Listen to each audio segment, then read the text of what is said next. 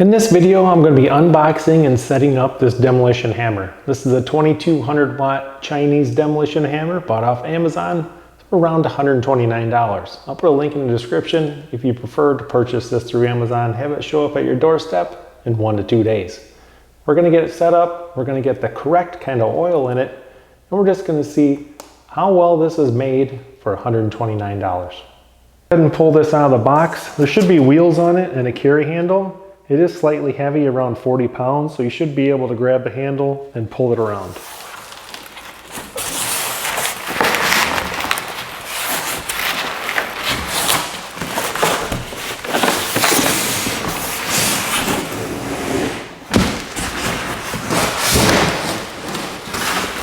Now, I've noticed a lot of heavy Chinese tools.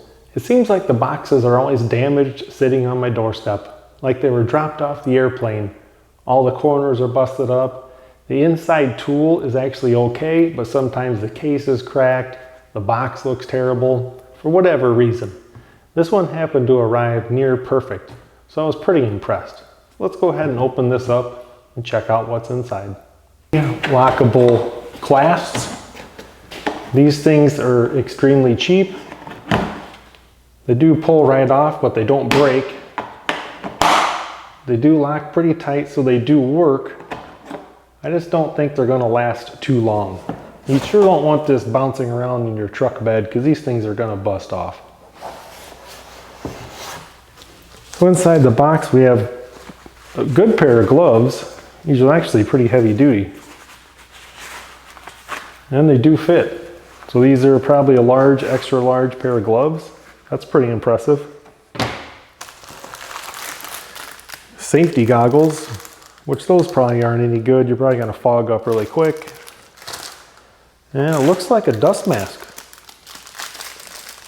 Probably not the best dust mask for sure, but it is in there. Especially if you're going to break up concrete, you definitely do not want to be breathing in concrete dust. And we got a little oil bottle, looks like some extra brushes and a wrench. So the tools should actually be in perfect condition because there was nothing wrong with the box, nothing wrong with the case. I don't really see any scratches on it, so it looks like it arrived in perfect condition. Now here's the problem with the oil in these things. This Chinese oil is basically colored water. Get one of these, you want to drain out all that Chinese oil.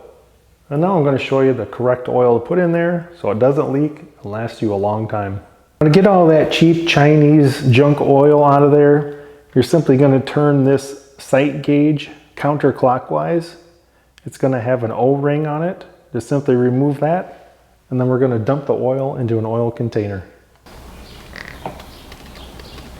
You're just going to rotate this around front to back, rock it around until you get all of that oil out. The correct oil that you want to put in here to make this tool last is 7590 gear lubricant, and make sure it is full synthetic. Do not use just standard gear lubricant. Do not use like 8140. Do not use that cheap Chinese fluid that it comes with. A lot of people will say they can use like just straight 40 weight engine oil. That stuff's all too thin. The Chinese oil is basically garbage anyway. 7590 gear lubricant, full synthetic.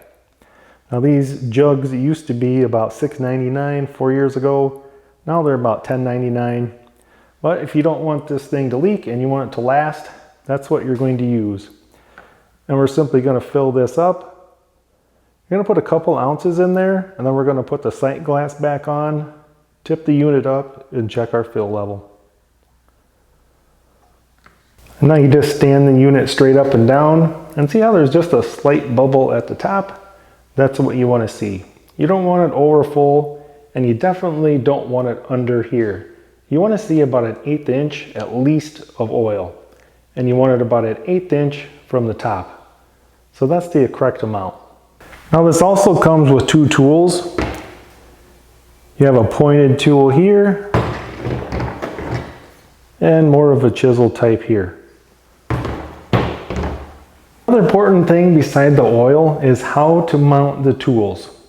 If you watch videos on YouTube or people that just get these things, they just pull this lever, stick the tool in there, let go, and they go start chipping at some concrete, tool falls right out.